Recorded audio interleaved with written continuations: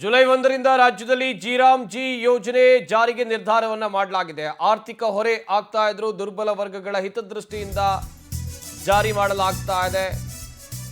G ಯೋಜನೆ July 1ರಿಂದ ಜಾರಿ ಮಾಡೋಕೆ ನಿರ್ಧಾರ ಮಾಡಲಾಗಿದೆ. ಒಂದು ಕಡೆಯಲ್ಲಿ ಆರ್ಥಿಕ ಹೊರೆ ಇದೆ. ಬೆಂಗಳೂರಿನಲ್ಲಿ ಗ್ರಾಮೀಣಾಭಿವೃದ್ಧಿ ಸಚಿವ ಈಶ್ವರ್ ಖಂಡ್ರೆ ಈ ಬಗ್ಗೆ ಮಾಹಿತಿಯನ್ನು ಕೊಟ್ಟಿದ್ದಾರೆ. 2 ದಶಕಗಳಿಂದ ಇದ್ದ ಮಹಾತ್ಮ ಗಾಂಧಿ ಉದ್ಯೋಗ ಖಾತ್ರಿ ಈಗ ತೆರೆಮರೆಗೆ ಸರಿದಿದೆ. ನಿನ್ನೆ ಹಿರಿಯ ಅಧಿಕಾರಿಗಳ ಸಭೆ ಬಳಿಕ ಈ ಬಗ್ಗೆ ಸಚಿವ ಈಶ್ವರ್ ಖಂಡ್ರೆ ಹೇಳಿಕೆಯನ್ನು ಕೊಟ್ಟಿದ್ದಾರೆ. ಈ ಹಿಂದೆ ಯುಪಿಎ ಸರ್ಕಾರ ಪರೀಕ್ಷೆ ಮಾಡಿದ್ದ ನರೇಗಾ ಯೋಜನೆ ಕೇಂದ್ರ ಸರ್ಕಾರ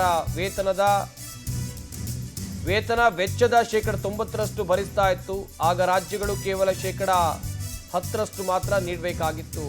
ಆದರೆ ಹೊಸ ವ್ಯವಸ್ಥೆಯಲ್ಲಿ ವೆಚ್ಚವನ್ನ 60:40ರ ಅನುಪಾತದಲ್ಲಿ ಹಂಚಿಕೆ ಮಾಡಲಾಗಿದೆ. ಇದರಿಂದ ರಾಜ್ಯ ಸರ್ಕಾರಗಳ ಮೇಲೆ ಭಾರಿ ಆರ್ಥಿಕ ಹೊರೆ ಆಗ್ತಾ ಇದೆ ಅಂತೇಳಿ ಈಶ್ವರ್ ಖಂಡ್ರೆ ಹೇಳಿಕೆಯನ್ನು ಕೊಟ್ಟಿದ್ದಾರೆ.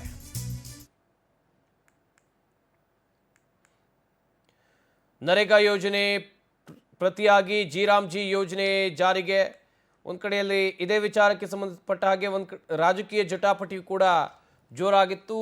ಜಿ ಯೋಜನೆ ಜಾರಿಗೊಳಿಸ್ತಾ ಇದೆ ಕೇಂದ್ರ ಸರ್ಕಾರ. ರಾಜ್ಯ ಸರ್ಕಾರಗಳ ಮೇಲೆ ಕೇಂದ್ರ ಸಮಾಲೋಚನೆಯನ್ನು ನಡೆಸಿಲ್ಲ ಎನ್ನುವಂಥ ಆರೋಪ ನಮ್ಮ ರಾಜ್ಯದ ಕಾಂಗ್ರೆಸ್ ನಾಯಕರದ್ದು. ಹೀಗಾಗಿ ಜಿ ವಿರುದ್ಧ ಕರ್ನಾಟಕ ದೊಡ್ಡ ಮಟ್ಟದಲ್ಲಿ ಆಕ್ರೋಶವನ್ನು ಕೂಡ ಹೊರಹಾಕಿತ್ತು.